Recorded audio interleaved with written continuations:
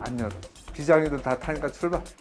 위에서 참 그 바쁜 시간에 좀 이렇게 다니지 좀 맙시다 이렇게 말씀을 하시는 거예요. 저는 저상버스만 기다렸다 타야 됩니다. 5대 중에 한 대라는 것은 언제 올지 모르는 거예요. 버스 10대가 와도 저상버스가 안 올 때가 있어요.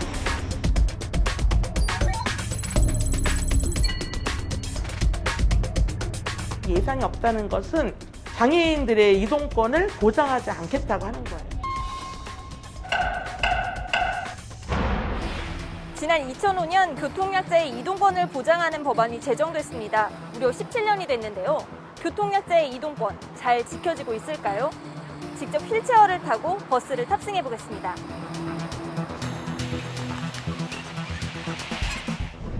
휠체어를 타고 이동하기 위해서는 차체 바닥이 낮고 경사판이 설치된 저상버스를 이용해야 합니다. 10여 분을 기다린 끝에 저상버스가 도착했습니다. 하지만 휠체어가 타고 내릴 수 있는 뒷문은 열리지 않았습니다.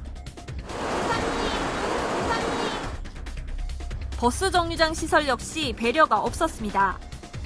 보시는 것처럼 이 버스 승강장과 나무 사이의 폭이 좁아서 휠체어를 타고 이동하기가 쉽지 않습니다. 승강장 밖에서 버스를 기다려야 하는 상황. 이번엔 승강장에 세워진 장애물 때문에 경사판이 내려오지 못했습니다. 문턱을 낮춘 저상버스지만 휠체어를 탄 교통약자에게 그 문은 여전히 높았습니다.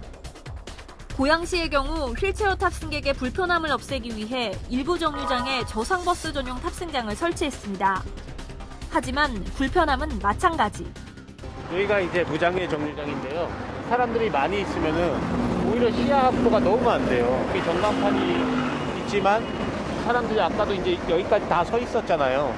그런 상황이 되면 오히려 더 보이지 않죠. 손을 흔들거나 이래야지 이제 정차해 주시고요.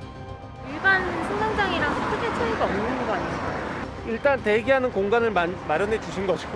그냥 어떻게 보면은 그림만 그려놓은 것 같은 가림막이 있거나 쉘터 형태가 아니기 때문에 비가 오는 날에는 비를 그대로 맞으면서 기다릴 수밖에 없죠.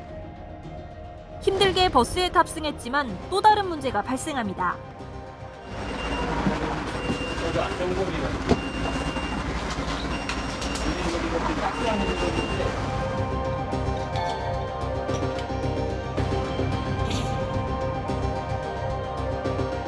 너무 불안했어요. 한 개 장착을 하긴 했는데 그것도 제대로 장착이 안 됐고 정차하고 이런 과정에서 넘어질 뻔도 했고 근데 이런 상황이 사실 버스를 타다 보면은 너무 많아요.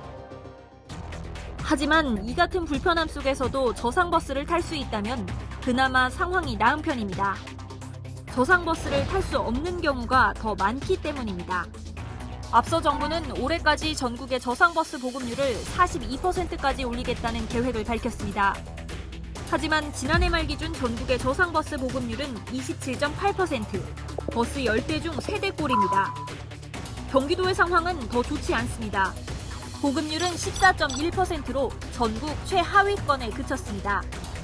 장애인들이 저상버스를 타려면 10대 중 8, 9대는 그냥 보내야 한다는 얘기입니다. 이마저도 대부분 부천과 수원 등에 몰려있고 가평, 과천, 양평, 의왕 등에는 저상버스가 한 대도 없습니다. 40%가량이 차이가 나는 거거든요. 서울에 사는 국민은 저상버스 타기 쉽고 지역에 산다는 이유로 저상버스 타기 어렵네? 이렇게 저상버스 보급률에 차이가 나는 이유를 물었습니다. 저상버스 같은 경우는 그 고가 낮지 않습니까? 구불구불한 길이라든가 안기턱이 높다든가 이런 데는 다니기 어려워요. 저상버스는 이제 대부분이 CNG 버스거든요. 충전을 할 수 있는 충전 인프라가 없어요. 하지만 결국에는 비용 문제라는 답이 돌아옵니다. 서울시 같은 경우에는 전액 지원을 해주잖아요. 차량 구매비부터 손실 지원 등급까지 쉽게 얘기해서 준공영제입니다. 경기도 같은 경우에는 민영 사업자가 운영을 하고 아무래도 재정적 부담이 많이 크죠.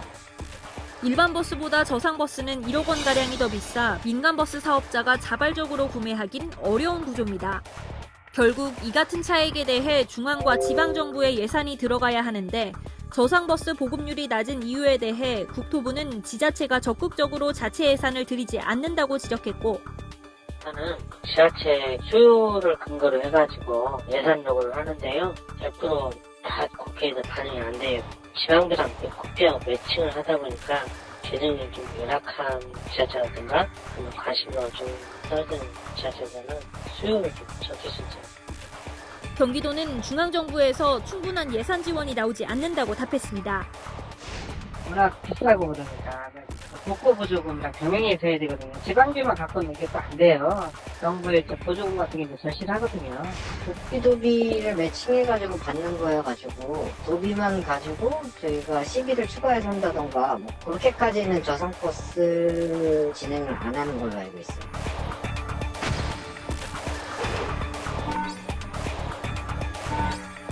그래서 예산의 논리에 싹 뒤처지는 거죠. 예산이 없기 때문에 다른 게 우선순위가 되고 저상버스는 후순위가 되고 떠넘기지 말고 법으로 정확하게 의무화를 시키고. 국회에는 버스를 대폐차할 경우 저상버스로 교체하는 내용을 담은 법안이 발의된 상태입니다. 버스의 대폐차 주기는 보통 9년에서 11년인데 교체 시 무조건 저상버스로 교체하도록 강제 조항을 둔다는 겁니다. 연령이 돼서 뭐 대폐차를 할 경우에 새로 구입하는 버스가 저상버스여야 한다라는 규정은 없어요. 그냥 저상버스를 구입할 때 차액에 대해서 인센티브 규정만 있는 거죠. 인센티브 규정만 있다 보니까 저상버스가 뭐 이렇게 빠른 속도로 는다든지 그 비율이 뭐 늘어난다든지 하지는 않고 있어요. 법안이 통과되면은 의무적으로 차를 바꿀 때는 저상버스를 구입해야 되기 때문에 확실히 효과는 있을 것입니다. 전기차 등 친환경 저상버스 도입과 이에 따른 기반 시설 마련도 시급한 실정입니다. 환경오염 등을 감안해서 수소, 전기차 등 친환경 차량으로 교체하도록 해서 자율에만 맡겨놓을 것이 아니라 해야만 하도록 강제하는 제도 개선이 좀 필요하다고 생각이 듭니다. 법이 마련이 된다고 하면은 그 법을 근거로 예산 당국에서 좀 재정적인 투자라든가 지원을 더 할 수 있도록 이끌어내야죠. 장애인들이라고 해서 특별하지 않아요. 라이프 스타일이라든가 뭐 욕구 그런 것들은 비장애인과 똑같거든요.